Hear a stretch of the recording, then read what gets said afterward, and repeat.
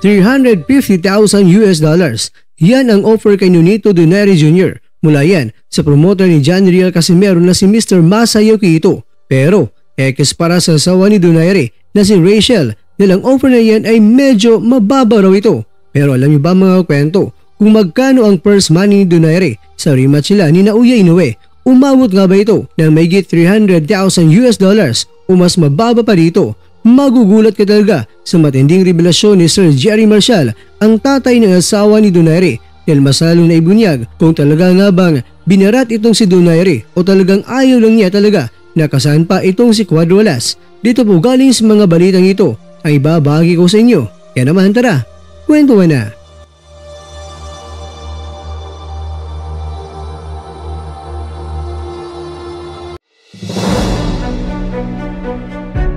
Wala tayong papanigan sa dalawang mga kampo. Pagkus, tayo lamang ay magbibigay ng datos na may mga solidong pinagbabatayan para maibunyag ang dapat talaga na maibunyag dito. Walang naman natin mga kakwento na ibinunyag na ni Sir Jerry na ekis para sa kanila ang $350,000 dahil mababa raw ito, dahil kung bababa sila ay syempre masusundan din ito ng mga mababang offer kung pagbibigyan nila ito ngayon. Well kakwento, nalaman na ni Mr. Kwento dahil sa Yahoo News Japan na ibinalita nila ng laban na ikakasasana ni Mr. Ito, ang laban nina Casimero at Donaire. Pero ang ibinigay na rason dito ng Yahoo News Japan ay hindi interesado si Donaire kay Casimero. Bagkus, ang mas trip ni Donaire ay ang legendary boxer din ng bansang Nicaragua na si Roman Chocolatito Gonzalez. Kaya lang, sinagot sila ng Team Gonzalez na wala silang dahilan para labanan itong si Donaire dahil walang bitbit ito ng world title, kaya hindi sila interesado at maghanap na lang sila ng ibang kalaban. Kaya dahil dito, ibinasura na ng tuluyan ang Team The Filipino Flash ng Team Chocolatito. Pagbalik nila para kasahan si Casimero, itong si Saul Sanchez na ang tumanggap na kasahan itong si Casimero, at kahit gustuin man ni Donaire ay wala na dahil nakapwesto na itong si Sanchez. Kaya dito na nabalot ng kontrobersiya ang pag-atras ni Donaire na makakaharap itong si Casimero dahil ang pinapakita nila na dahilan ay medyo nalitan sila sa offer ng promoter ni Casimero. Pero ang $350,000 nga ba ay maliit na guaranteed purse para kay Donaire? Para masagot yan, magkano nga ba ang purse money ni Donaire kay Inoue sa panahong nag-rematch na sila? Kaya naman, batay sa ating pananaliksik, dito tumumbad sa atin na sa panahong hinarap ni Donaire itong si Inoue para sa kanilang rematch, ayon sa Sportskeeda, ang guaranteed purse ni Inoue noon ay $350,000 habang itong si Donaire naman ay $125,000.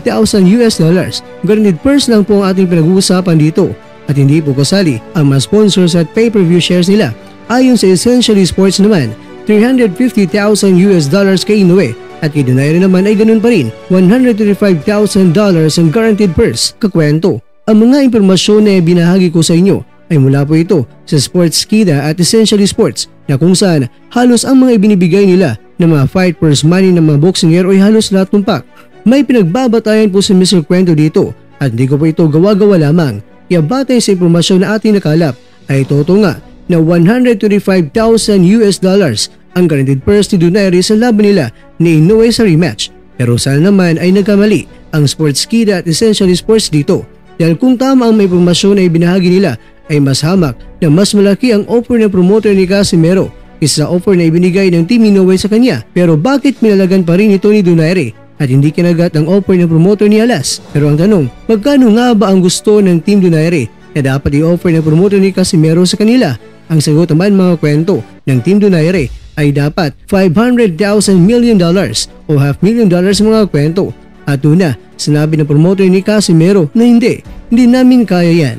Kaya ito na ang dahilan, hindi nakasa ang Casimero kontra kay Donaire. At ang tumanggap sa fight offer ay itong si Saul Sanchez. At ayon naman sa Marca.com, isang legit din na tagapagbahagi ng balita internationally, ibinunyag dito ng purse money pala na natanggap ni Inoue ay $500,000 o $500,000 sa rematch nila ni Inoue. At ito ay sa taong 2022 nangyari ito. Kaya naman, tila ba, ang halaga ni Donaire sa taong kasalukuyan ay ganoon din ang value ni Inoue sa taong 2022 dahil pareha sila ng halaga sa purse money. Pero iba lang na taon. Ito lang naman natin mga kwento na mula sa taong 2020 hanggang 2024 ay mas lalo pang lumulubo ang purse money ni Inoue dahil mahigit $1 million na ang halaga nito. Habang itong si Donaire naman ay medyo pababa ng pababa dahil nga siya ay galing sa pagkatalo.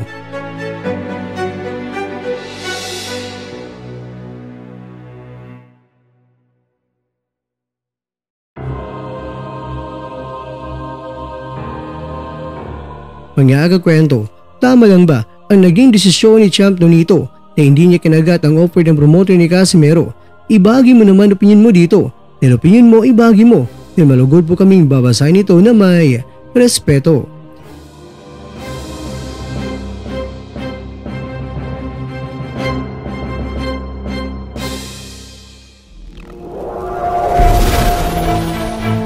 At dyan, nagtatapos ang ating kwento.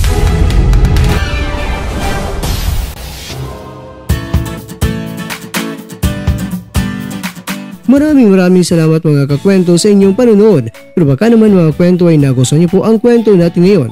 Baka pwede niyo po akong mabigyan dyan ng like, subscribe at pa-click na rin sa bell button.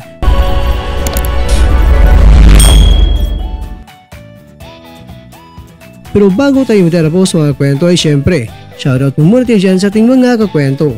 Kay kakwentong Juji Santos, kay kakwentong Eugene Bless, kay kakwentong Bonus X, Motovlog, at kakwentong nanonood ngayon, shoutout siya dyan. Bueno, hanggang dito na po muna ang ating kwentuhan. At abangan nyo na po ating susunod na video. At dito na po yan sa isang channel na kung saan maaaring ito'y mga kwentong di pa na kwento sa inyo.